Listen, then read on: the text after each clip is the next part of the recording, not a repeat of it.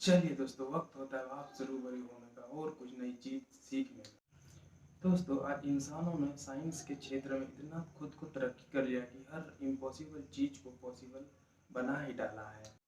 अगर हम टेक्नोलॉजी की उन खोजों की लिस्ट बनाएं तो शायद आप पढ़ते पढ़ते थक ही जाएंगे। इसलिए हम यानी टेक गार्ड आपके लिए लेके आया है सोनार टेक्नोलॉजी की पूरे फुल डिटेल वीडियो कि सोनार क्या होता है और सोनार कैसे काम करता है।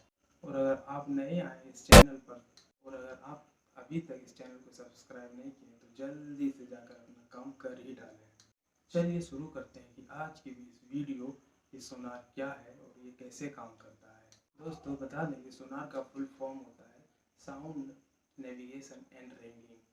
इस टेक्नोलॉजी से समुद्र के डेप्थ को पता लगाने में इस्तेमाल किया जाता है।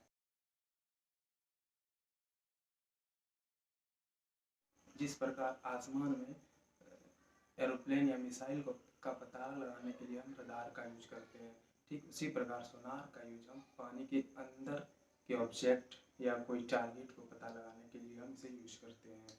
ठीक उसी प्रकार समुद्र में हम आसपास के ऑब्जेक्ट को दूसरे ऑब्जेक्ट से कितनी दूरी है उसे पता करने के लिए हम सोनार का यूज करते हैं।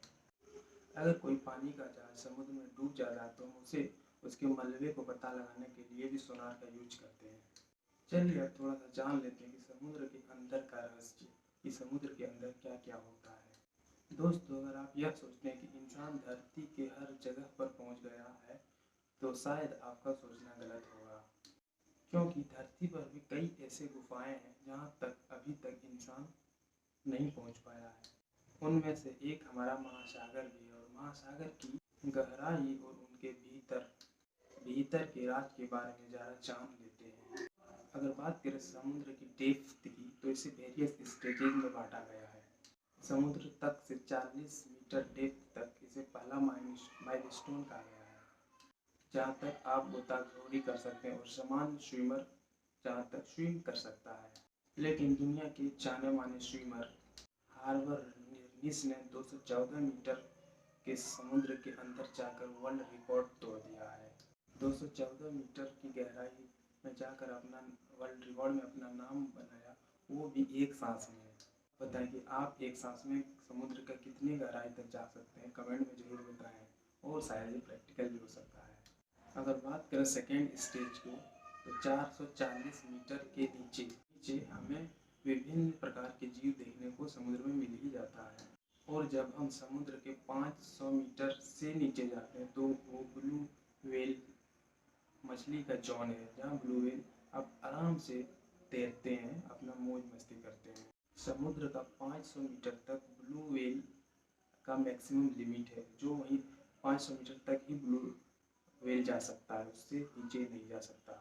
इससे गहराई की बात की जाए तो 535 मीटर, जहाँ पेंगुइन आसानी से डाइव करता है और उसका भी ये मैक्सिमम लिमिट है। मिला जुला बात की जाए तो 535 मीटर के नीचे कोई पेंगुइन भी वहाँ नहीं जा सकता, ना ही कोई आसानी से वो डाइव कर सकता।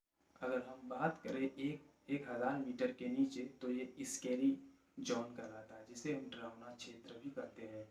इससे आगे यानी 1000 मीटर के नीचे सूर्य का किरण भी नहीं पहुंचा जा सकता है। सोचो, इतनी गहराई और इतनी अंधेरी, अब क्या होगा कालिया।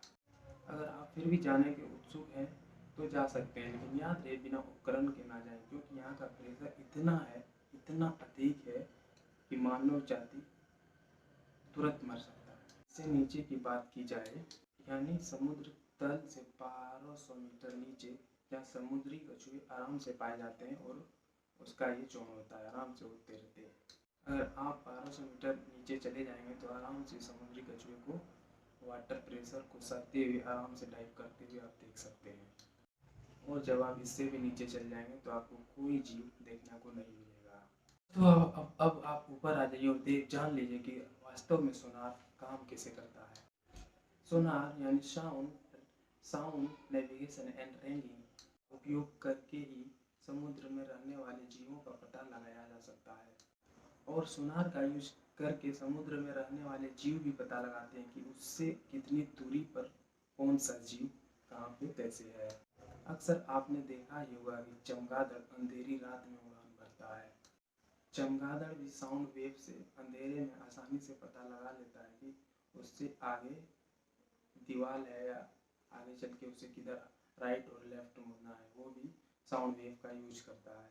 दोस्तों आपको बता दें कि सोनार दो प्रकार के होते हैं, एक्टिव सोनार और पैसिव सोनार। अगर बात की जाए एक्टिव सोनार की, एक्टिव सोनार में एक तरफ से साउंड वेव को भेजा जाता है और वह साउंड वेव किसी टारगेट या ऑब्जेक्ट से टकरा के जब वापस आती है तब हम ट्रांसमीटर की मदद से पता लगा सकते हैं कि हमसे ऑब्जेक्ट कितनी दूर पर स्थित है। आप इस इमेज के माध्यम से अच्छे से समझ सकते हैं। अगर बात करें सेकेंड टाइप ऑफ सोनार की जो पैसिव सोनार है, अगर बात करें पैसिव सोनार की तो ये टेक्नोलॉजी में बिना किसी साउंड वेव को भेजे ही सामने से आने वाली वेव्स के जरिए से पता लगा सकते हैं कि हमारे आसपास कौन सा ऑब्जेक्ट और कितनी दूरी पर है। और पैसिव सोनार इतना हाईटेक है कि उसके जरिए से हम यह भी पता लगा सकते हैं कि उसका शेप एंड साइज क्या है। अगर बात करें पैसिव सोनार की तो मेनली ये हमारे नेवी यूज करते हैं।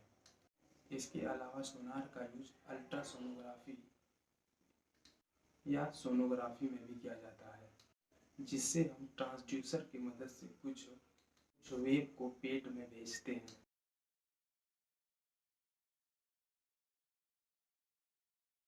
और जब वह वेव टकरा के वापस आती है कम या ज़्यादा मात्रा में, तो एक स्कैनर उस वेव को इलेक्ट्रिक सिग्नल में बदल देता है। इसके बाद इलेक्ट्रिक सिग्नल को कंप्यूटर में भेजा जाता है।